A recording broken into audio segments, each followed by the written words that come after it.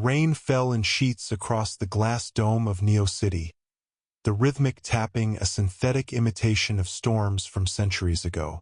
In the flickering neon haze of District 7, where hope cost more than a meal, Mira Kale stood outside the memory market, a worn gray hood pulled over her tangled copper hair. She stared at the hollow sign that shimmered above the entrance. MEM Craft, buy, sell, remember. Beneath her coat, her hands trembled, not from cold, but from the decision she was about to make. The rent was due, again, and her last art show had been a bust. No one bought physical canvases anymore. Mural art was the trend, experiences you could feel, not just see. Mira had refused to adapt. She painted with real brushes, real pigments, because even in a city built on simulated joy, she wanted to feel something real. The memory broker at the desk didn't look up when she entered. He was thin, with silver data ports lining his scalp like a crown of thorns. His voice was flat, the kind that had long since forgotten empathy. Selling or buying? Selling. He raised an eyebrow and finally looked at her. Any Prior Salas. No. First-timer. He gestured to a seat. Sit. We'll scan. Mira eased into the chair, wincing as the memory scanner clamped lightly against the base of her skull. A brief flicker of warmth surged through her as the device skimmed her neural map. Plenty of mid-tier stuff, the broker muttered, scrolling through the options. Your first kiss, your mother's laugh, some pretty sunsets. You'll get scraps for those. I need at least 900 creds. He paused. Then it'll have to be something deeper. Foundational memory level. Myra's stomach tightened. What would that mean? Something early. Childhood. Core formation. Once it's gone, you won't miss it. You won't even remember what's missing. But it'll hurt. Subtly over time. She hesitated. Then whispered, "Do it." The broker nodded. A minute later, a memory blinked onto the display. A little girl, maybe 6, running through a forest lit by purple leaves. She was laughing, chasing flickering lights. Fireflies? No, not quite. They shimmered strangely, danced in patterns, formed strange symbols in the air. I'll take this one, the broker said without waiting for confirmation. It's rare, vivid. What is it? She asked, drawn to the screen without knowing why. Just a childhood game, he said quickly. It'll fetch a good price. Mira closed her eyes as the scanner began. She felt a tug, as if a thread buried deep inside her was being unraveled. Then nothing. Silence. When she opened her eyes, the memory was gone. Not forgotten, gone. She didn't even know what it had been. Payment transferred, the broker said, standing up. Have a good day. She stumbled out into the rain, dazed but lighter somehow. She had the creds. She could pay rent, maybe even eat something warm. But that night, as she painted, something strange happened. The canvas blurred before her eyes. Her hand moved of its own accord, guided by instinct rather than intention. She painted glowing symbols, shapes that felt familiar though she didn't know why. Triangles within circles, lines that curved and pulsed with a rhythm she couldn't explain. She stared at the finished work for hours. Something inside her itched. Pressure, like a word on the tip of her tongue, but in her bones. The next day, she brought the painting to an old friend, Cade, a former linguist turned codebreaker. He frowned at the symbols. These aren't letters, he said, tracing one with a gloved finger. They're signals, mathematical sequences. This one, see it? It's a Fibonacci pattern, but reversed. Could it be a code? It is a code. Alien, maybe, definitely non-human. Where did you see this? I didn't. I painted it. Cade looked at her like she'd sprouted wings. You painted this from memory? No, she said. From something deeper. I don't remember painting it. His eyes widened. Mira, this isn't just some art. It's an instruction set. Or a location. Or both. Panic fluttered in her chest. But I don't know what it means. I sold the memory. That's where it came from. Cade's face darkened. Then we need to find it. Fast. She returned to MEM Craft the next morning, heart hammering. The broker looked up with a smirk. Back already? The memory. I need to know who bought it. Illegal. Anonymous transfers only. I don't care. Someone's in danger. Or we all are. Still illegal. She reached into her coat, pulling out the painting.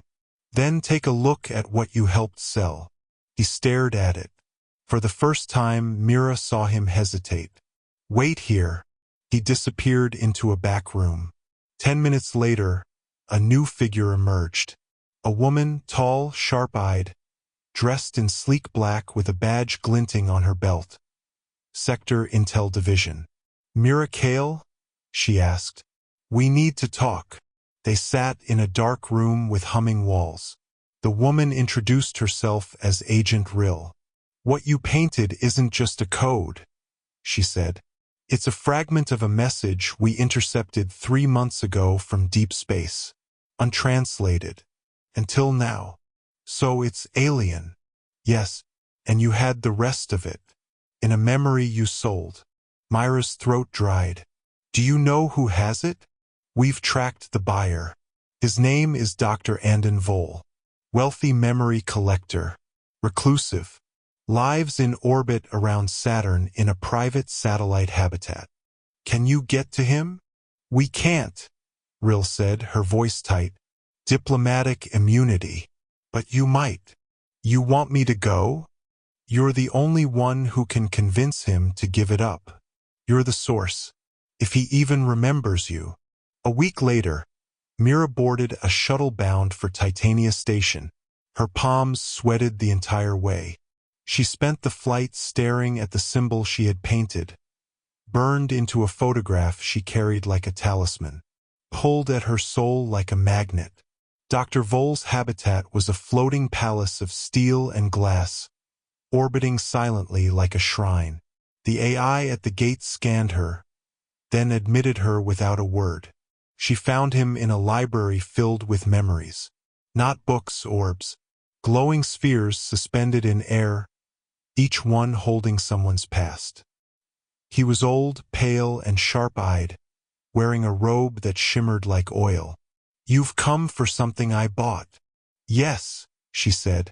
You bought a childhood memory from me. One I shouldn't have sold. You want it back. It holds something dangerous. Or precious, he said. Do you know what's in it? No. But I painted part of it. And Sector Intel thinks it's a code. Vole sighed. I knew it was special. When I watched it, I saw a child in a forest, following lights that made music. The symbols danced. I spent days trying to understand them. Will you return it to me? I can't. Memories aren't reversible once absorbed. But I can show you. He reached into the air and tapped the orb. Light surrounded her. A forest, purple and alive. Trees that hummed with energy. And fireflies, not insects but drones. Tiny machines shaped like life. They hovered around her younger self, forming a spiral in the air. And in that spiral, symbols. Not just a message. A map. The child Mira reached out, laughing. And the fireflies flew into her hand, vanishing into her skin. The vision ended. Mira gasped, reeling back. They went inside me. Vole nodded. Nanocodes, buried in your cells. Maybe waiting. She turned to him. Then they're still with me? If the memory triggered the right neural pattern, yes. You've activated them. That painting was proof. Suddenly the habitat shuddered. Alarms blared. What's happening? She asked. Vole's face twisted. You brought them. The signal. They've found us. They? Lights flickered. Outside the window, stars blinked, and one moved. A shape emerged from the dark. A vessel. Massive. Not built, but grown. Like coral, glowing and pulsing. Vol stood. You must leave. Now. They're here for the code. Myra's head swam. What do I do? Finish the map. Complete the painting. Then listen. You are the message now. A pod carried her back to Titania Station as the alien ship drifted past the habitat. Scanning, silent, like a whale passing a boat. Back in Neo City, Mira locked herself in her studio. Days passed, then weeks. She painted obsessively, guided by instinct, dreams, and symbols that came unbidden. When the final stroke landed, the painting glowed softly. And then her mind opened. She didn't hear words. She felt them. An invitation, promise, and a warning. They were watchers, seeds planted across the galaxy, waiting for minds that could see beyond form. Myra's memory hadn't been an accident. It was a key left in her DNA. She had unlocked it, and now they were listening. Mira stood in the center of her studio, surrounded by art that pulsed with otherworldly light. She was no longer just an artist. She was a beacon, and something vast, ancient, and curious was on its way.